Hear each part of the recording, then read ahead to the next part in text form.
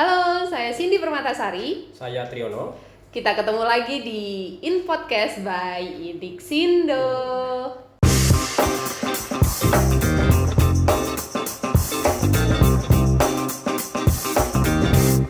Oke, kita ketemu lagi hari ini dengan instruktur kita. Ya, udah lama kayaknya kita nggak ketemu nih gara-gara pandemi. Akhirnya kita ketemu lagi sekarang untuk membahas hal baru tentunya ya. Kita bersama Pak Yono. Halo Pak Yono, apa kabar? Halo, alhamdulillah baik Mas Cindy. Sehat-sehat ya Pak? Sehat, alhamdulillah. Alhamdulillah. Nah ini kita banyak WFH ya kemarin-kemarin nih Pak ya. Ini Karena banyak. PPKM. Karena PPKM. Nah akhirnya sekarang kita ketemu lagi. Sekarang mau membahas soal yang paling rame sekarang nih Pak Yono. Ya. Yang mulai apa ya, mulai gencar digunakan lagi gitu ya. Betul. Sebetulnya dari dulu udah rame sih, sekarang Betul. anak-anak milenial udah mulai ngelirik juga sini sekarang. Ya, betul. Tentang Linux dan shell programming. Nah saya ini agak bingung sebetulnya nih Pak, nih Linux terus shell programming, nggak ngerti gitu maksudnya apa. Oke. Pertama Linux dulu udah Pak. Nah memang sih banyak terdengar sih soal operating system Linux ini ya. Dan memang sering Linux ini dipakai sama teman-teman yang developer. Betul. Teman-teman developer nih sering pakai Linux. Nah ini sebetulnya alasan dibalik itu kenapa sih Pak Yono sih? Kok kayaknya lebih asik deh ya ngoding atau develop sesuatu pakai Linux. Oke. Jadi Linux ini merupakan produk open source. Artinya apa? Ya karena namanya adalah open source. Source-nya adalah terbuka. Ya. Jadi siapapun yaitu bisa melihat codingannya. Bisa melihat source code-nya. Bahkan juga bisa mengembangkan kontribusi di dalam source code tersebut. Sehingga apa? Perkembangannya bisa lebih cepat. Dan juga bisa melakukan apa? Customize, yaitu pada saat menggunakan Linux-nya. Sehingga apa? Menjadi lebih ringan. Jadi modelnya dia berupa apa? Modular. Modular tuh artinya apa? Ya kita bisa memasang yang dibutuhkan aja. Kalau yang tidak diperlukan, tidak perlu dipasang. Sehingga menjadi lebih ringan. Ya itu salah satu alasan kenapa menggunakan Linux salah satunya. Oke. Nah itu alasan pertama ya, enteng ternyata si Linux ini. Nah ini ya, makanya mungkin kenapa teman-teman developer kita memang cenderungnya pakai Linux. Nah untuk alasan lain ini seperti apa? Nah kalau kita ngatur, kalau saya pengguna Windows terus terang Pak nih, anak Windows banget gitu, anak Windows. Nah biasanya saya nih emang kalau ngatur-ngatur Windows-nya itu kan memang ada menu control panel gitu-gitu lah ya Pak ya. Atau mungkin kalau mau yang agak keren dikit, saya biasanya pakai CLI gitu ya, apa itu namanya itu? Command Line Interface. Command Line Interface itu ya. Di Windows kan ada biasanya Windows R gitu, saya langsung masuk ke situ. Gitu. Nah kalau di Linux sendiri ini seperti apa tuh Pak gambarannya untuk environment-nya lah? Oke, jadi kalau di dalam sistem Linux ini dari awal dibangun yaitu ditekankan untuk menggunakan CLI atau Command Line Interface. Tujuannya apa? Sebenarnya memiliki tujuan sana. Tujuannya adalah apa? Dengan menggunakan CLI, maka kita bisa membuat otomatisasi. Ya, yaitu dengan apa? Membuatkan scripting. Jadi perintah-perintah yang biasa kita lakukan lewat command line, nah itu kita kumpulkan dalam bentuk script. Nah, dengan script tersebut, yaitu dapat menyelesaikan tugas-tugas sehari-hari seorang sistem admin dengan cepat. Oh, nggak perlu buka-buka menu gitu ya? Kalau Windows kan pakai menu klik-klik ya gampang ya. Cuman lama. Ya. Nah, dengan menggunakan scripting tentunya jauh lebih cepat, lebih produktif sana. Lebih efisien ya, dari waktu ya gitu. Ya. Makanya dari awal si Linux ini dikembangkan yaitu diaksesnya berbasis command line. Berbeda dengan sistem yang lain. Kalau sistem lain ya digunakan apa? Menggunakan yang kemudahan tadi pakai Windows misalnya. Karena apa? Saat itu belum memikirkan cara kemudahan untuk melakukan tugas-tugas yang banyak. Jadi sebetulnya Linux ini malah lebih banyak digunakan kalau saya bilang di dapurnya gitu ya Pak ya, di bagian belakangnya. Betul, gitu ya, untuk developing sesuatu. Nah, mungkin Pak Yono biar lebih real nih teman-teman, biar tambah tertarik untuk belajar tentang Linux atau shell programming ini biasanya dipakai apa sih Pak? Atau mungkin ada contoh sebuah aplikasi yang udah jadi gitu. Nah, ini basisnya terbuat dari Linux sebetulnya nih. Oke. Jadi saat ini ada banyak sekali yang aplikasi yang berjalan di belakang itu menggunakan Linux. Ya, salah satu yang mungkin tanpa disadari pada saat kita ngakses internet, maka sebenarnya kita akses itu sebenarnya sudah menggunakan Linux. Mosok? Iya. Ya, seperti apa tuh? Seperti contohnya apa? Kalau kita ngakses e-commerce misalnya. Oke, ya. E-commerce. Nah, di belakang e-commerce itu dia menggunakan sistem operasi berbasis Linux Linux di sana. Oh gitu, baru tahu nih, ilmu baru nih yang di-share nih. Bahkan terus apa lagi banyak aplikasi-aplikasi yang berjalan menggunakan Linux ya, bukan hanya untuk aplikasi e-commerce saja. Misalnya Mbak Cindy, yaitu naik pesawat. Di pesawat biasanya di belakang jok kita itu ada TV-TV kecil. Oke, yang biasa di depan itu ya. Betul. Nah, di dalamnya itu menggunakan sistem operasi berbasis Linux.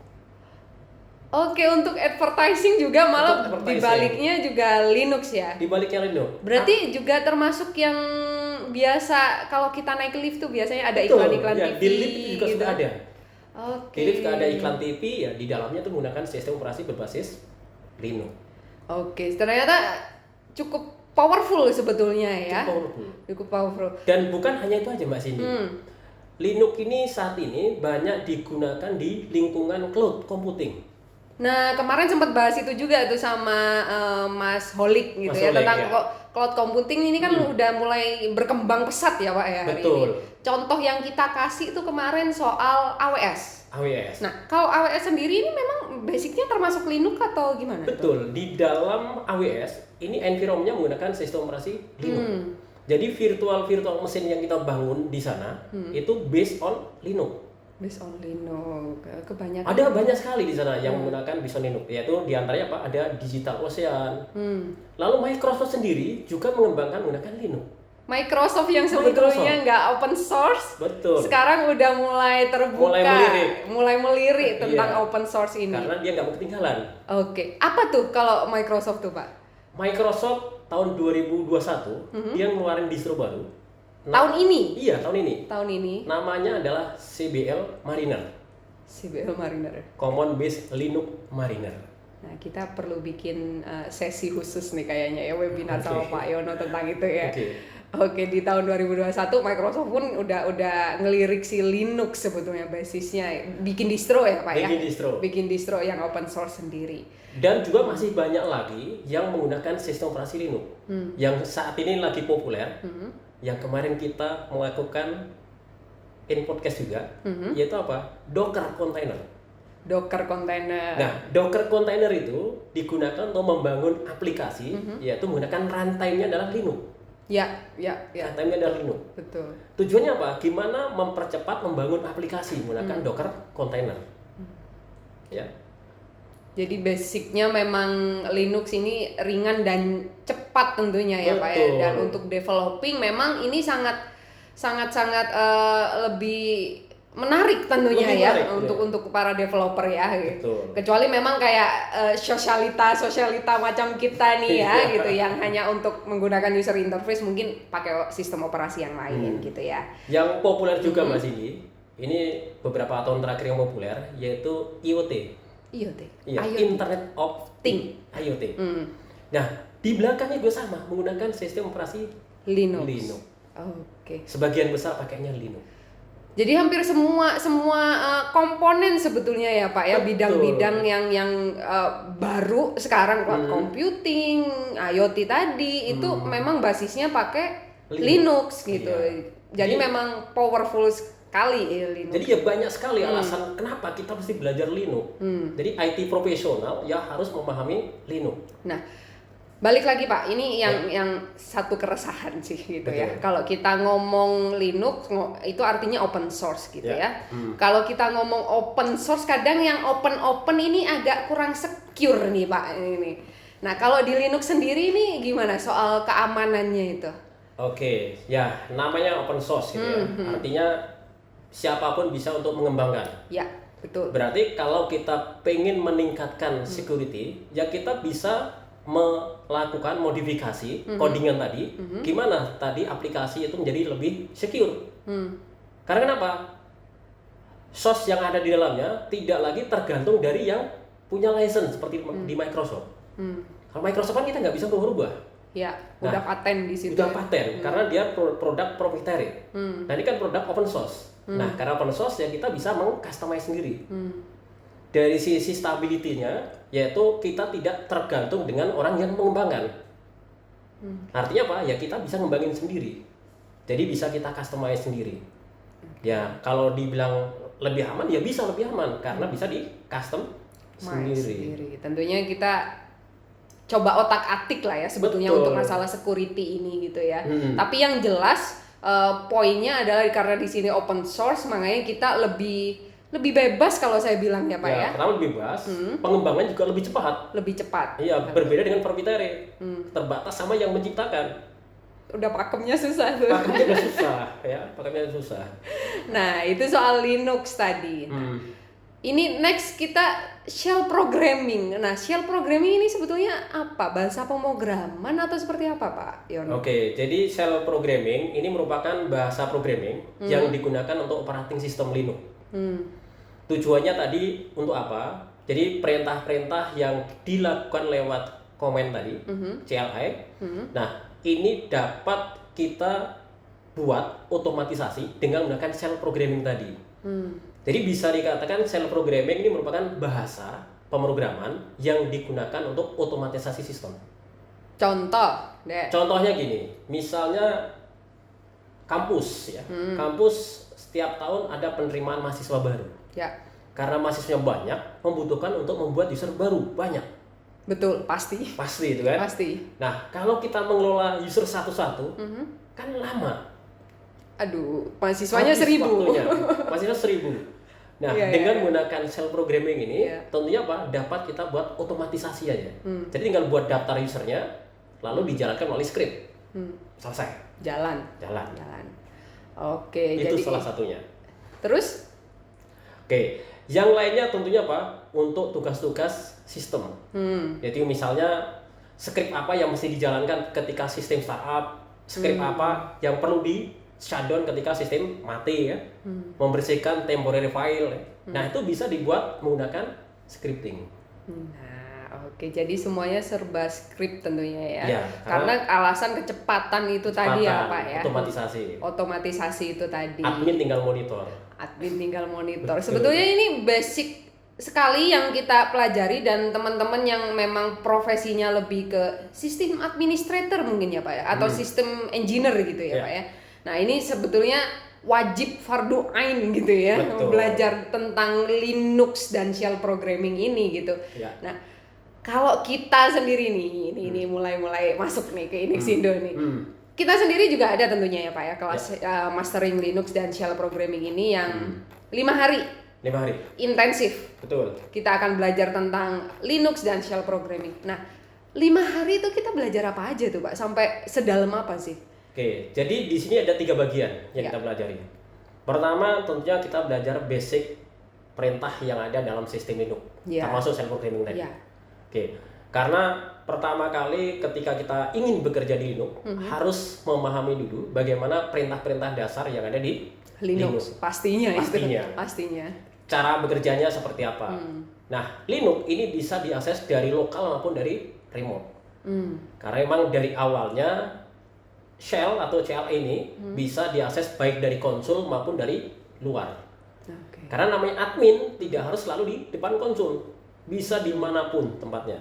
Itu kita pelajari di awal cara penggunaannya seperti apa. Setelah tahu perintah-perintahnya tadi, ya kita buat script. Ya, scriptnya tadi untuk otomatisasi. Itu tahap pertama awalnya. Tahap yang kedua tentunya untuk masuk ke dalam sistem admin. Oke. Nah, sistem admin ya mulai dari pengelolaan user dan grup tentunya, siapa yang boleh bekerja di sistem, siapa yang nggak boleh dan lainnya ya. Storage ya, menyediakan storage ya. Termasuk di bagian kedua ya ini ya Pak ya? Ini di bagian kedua. Jadi gimana cara membuat partisi, lalu bagaimana cara ngakses partisi tadi dengan memformatnya, melakukan mounting ya, membuat logical volume manager dan lain-lain. Nah, ini dikelola di sini. Termasuk mengatur scheduling, pembuatan jadwal. Misalnya gini, tugas sehari-hari setiap hari melakukan backup. Maka bisa kita schedule setiap malam. Ketika sistem tidak berat, orang udah pada pulang kantor. Nanti saya schedule, ntar malam lakukan backup. Nah, itu merupakan bagian dari sistem admin. Oke, yaitu menggunakan namanya scheduling proses. Iya. Lalu untuk ini masalah scheduling. Terus kalau kita ngobrol soal service manajemennya itu seperti apa, Pak? Juga dipelajari nggak di kelas ini nih? Nah, itu tentunya dipelajari. Kenapa? Di dalam materi kita ini kita mulai mempelajari proses dari startup sistem Linux sampai dengan up maupun proses shutdown. Jadi kita harus paham yaitu proses apa saja yang dijalankan ketika sistem up dan ketika sistem down. Tujuannya apa? Ketika terjadi kendala, kita bisa melakukan troubleshoot. Ya, betul itu. Contohnya apa? Tidak sengaja melakukan konfigurasi file system. Mungkin salah ketik lokasi mount point ataupun nama storage-nya. Ya, itu paling sering menyebabkan kejadian. Apa? Sistem nggak bisa naik. Ya. Nah, karena nggak bisa naik, gimana cara troubleshooting-nya? Maka harus memahami proses sistem tadi. Startup yang dijalankan apa saja. Dan juga gini, ada kalanya mungkin sistem admin lupa root adminnya. Padahal root admin ini adalah apa? Yang digunakan untuk mengelola sistem. Sistemnya itu ya? Iya, betul. Malah adminnya sendiri lupa. Adminnya sendiri lupa. Nah, ini misalnya gimana dong? Nah, itu juga bisa kita lakukan untuk melakukan reset password rootnya. Ya, makanya tadi harus memahami untuk sistem service tadi yang dijalankan apa saja waktu startup dan juga waktu shutdown atau matikan komputer. Tujuannya apa? Untuk melakukan troubleshooting tadi kalau terjadi masalah. Betul. Jadi kalau ada masalah nggak perlu panik, yang penting paham dulu ya apa yang harus dilakuin gitu. Errornya apa, lognya apa, lalu cara ngatasinya seperti apa. Itu dari mulai kita remote login, terus file sistemnya seperti apa sampai kita ngatur troubleshooting ya. Scheduling dan troubleshoot. Nah, networking nih Pak. Nah, masalah jaringan-jaringan ini di Linux ini gimana Pak konfigurasinya? Berbeda jauh nggak sih kalau kita konfigurasi di OS-OS yang lain? Kalau dari sisi protokol yang digunakan, yang digunakan untuk komunikasi sama ya, menggunakan yang paling umum adalah TCP/IP. Nah, kalau menggunakan protokol TCP/IP, tentunya harus memahami bagaimana untuk konfigurasi IP. Yaitu IP yang digunakan seperti apa. Jadi harus memahami pengalamatan jaringan, yaitu pengalamatan hostnya seperti apa. Nah, ini secara umum sama kalau untuk TCP/IP-nya. Cuma untuk melakukan konfigurasi di dalam sistemnya tergantung dari sistem yang kita gunakan masing-masing. Ya, kalau Linux ya menggunakan tools-tools yang disediakan sama si Linux. Bisa beberapa macam caranya ya, bisa lewat command line, bisa menggunakan script ya. Script juga bisa? Juga bisa. Bisa juga menggunakan tool yang disediakan, yaitu seperti graphical user interface ya, ataupun menggunakan tool menu. Jadi ada banyak caranya nih kalau kita menggunakan sistem Linux. Tentunya lebih praktis ya, karena kita belajar shell programming, ternyata kita ngatur networking juga bisa lewat script. Lewat script itu tadi gitu. Jadi 3 poin ini ya Pak ya yang akan kita pelajari selama 5 hari tentunya secara intensif untuk mastering Linux dan shell programming. Nah, ini balik lagi, ini kita nyinggung-nyinggung soal basic tadi Pak, ini dasar kan yang harus teman-teman tahu, terutama yang dede-dede ini yang mau profesinya sebagai sysadmin atau sistem engineer di sini ya gitu. Nah, syaratnya nih apa nih Pak? Terutama untuk orang awam yang aku pengen jadi sysadmin, mau belajar tentang Linux nih. Syaratnya apa? Harus punya basic programming kah? Atau orang awam pun seperti saya mungkin bisa ikutan kelas ini? Oke, jadi untuk materi ini persyaratan khusus sih tidak ada. Ya minimal tahulah pakai komputer, minimal sana ya. Paling nggak nyalain komputer bisa ya Pak. Ya, di sana ya. Jadi nggak terlalu banyak prerequisite atau persyaratan sana ya. Karena kenapa? Ini dipelajari dari basic atau dari dasar sana ya. Oke. Sehingga nggak terlalu banyak persyaratan. Oke, jadi teman-teman yang basic, teman-teman yang masih studi sekarang bisa ikutan kelas ini gitu. Betul. Jadi nggak aku belum bisa ngoding nih, Pak, gitu. Aku belum bisa ini itu, ikutan bisa gitu. Nah, itu tadi untuk skill persyaratannya, Pak. Nah, kalau komputer sendiri nih, pasti kan mereka mau nyobain di rumah dong gitu. Ada syarat khusus spek komputer nggak untuk mereka harus pelajarin ini? Persyaratannya sudah umum sih ya, artinya komputer-komputer yang sekarang ini sudah mendukung semuanya sih ya, untuk komputer yang generasi sekarang ya. Mungkin ya komputer yang generasi lama yang sudah tidak mendukung misalnya ya. Saya rasa komputer-komputer yang sekarang semua sudah mendukung. Oke, untuk teman-teman berarti nggak perlu khawatir. Nggak usah khawatir ya. Terutama untuk teman-teman yang belajar bareng kita gitu kan, tentunya kita akan siapkan khusus gitu ya Pak. Betul. Ya, siapkan khusus untuk teman-teman bisa praktek ini secara optimal tentunya tentang Linux dan shell programming. Karena jadi di sini disediakan sama Inixindo. Ini disediakan sama Inixindo. Jadi nggak usah khawatir, aduh aku nggak punya komputer, nggak punya ini. Teman-teman tinggal datang, duduk, kita belajar bareng di Inixindo tentunya. Oke, terima kasih sekali Pak Yono untuk pencerahannya tentang Linux dan shell programming ini. Ternyata sekarang kebutuhannya makin banyak ya. Betul. Dan hampir semua tentang teknologi, pembangunan, developing suatu sistem ini ternyata basisnya ini Linux yang betul. Katanya Linux ini udah quote dan quote tua gitu. Betul. Ternyata sekarang semakin powerful Linux ini. Betul. Nah, teman-teman harus cobain tentunya tentang Linux ini. Oke, kita bakalan ada kelasnya tentunya untuk di periode selanjutnya. Kalian bisa cek langsung di description box, di link deskripsinya. Kalian bisa daftar dan belajar bareng di kelas Inixindo di Mastering Linux and Shell Programming. Salam kompeten!